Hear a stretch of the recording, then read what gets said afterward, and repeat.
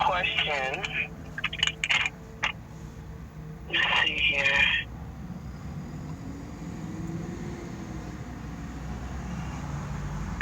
Okay, it looks like there's two sets of subpoena requests. One, you're asking for the names of the two deputies involved in writing the citation. Yeah, the driver didn't give his information when I requested. The deputy that was driving, I think the older guy who was driving was training Walker. Okay. Well, judging from the ticket, Walker is the only one listed on the ticket. So. Okay, but I don't know how long Walker been working for the department, but he was. It appeared that he was being trained, and he was taking orders from the driver, so therefore that's why I believe he was being trained. So they were both working this together. Okay. And my second question is, your Deputy Sino, what is this? Sino has nothing to do with the traffic ticket. Right. Sento was called to the scene as backup, him and another driver. And then what happened was when I download the video, because I do have cameras inside my van that records. And that night that I went up to the sheriff's station right here on Prairie, I didn't think Sentos was the one who went inside my van. But after I checked the video, I see that he was one of the officers who did search the van. Okay. So Sino.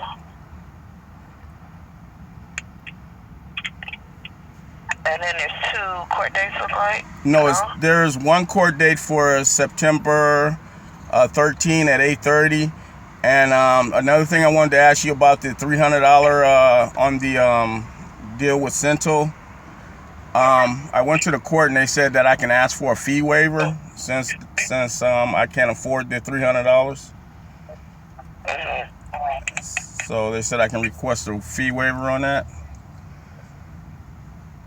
Well, we don't issue fee waivers. But let me just. Okay, so August 12th. This is for the one with Sino. Okay, that's not going to happen because you just told me you're not going to issue a fee waiver. So the deposition is going to have to be scratched until he comes to court. Okay, so how is it a deposition if he's coming to court? Well, it's the testimony. I mean, you can name it what you want, testimony or deposition.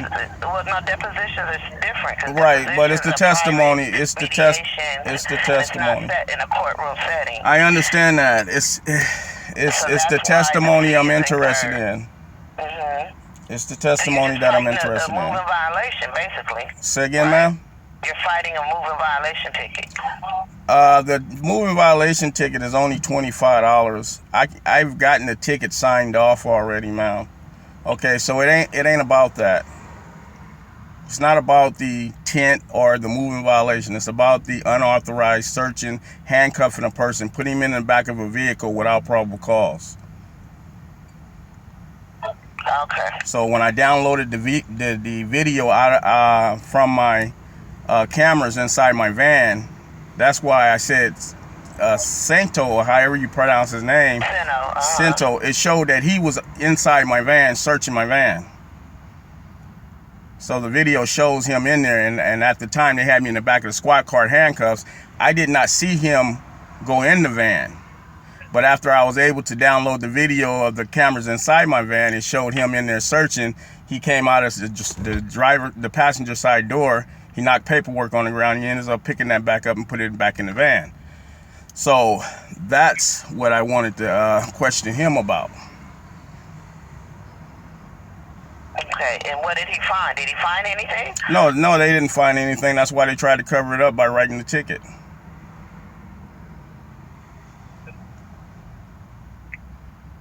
If someone's sitting on private property having something to eat, like Jack in the Box, which is where I was at, and these guys just walk up on you out of nowhere. Nobody calls them, and they snatch you out your car, put you in handcuffs, put you in the back of the squad car.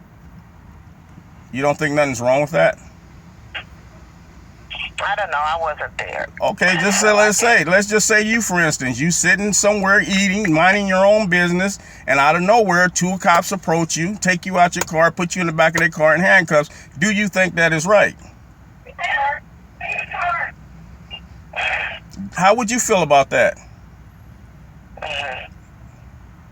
Like I said, I don't know what was. You don't know how you would feel about that, is what you're saying? Come on now. Well, this is, I can give my opinion, or I don't have to. So that's not I'm not here to do that, to give an opinion either way. Okay, I just want to clarify what you're asking for.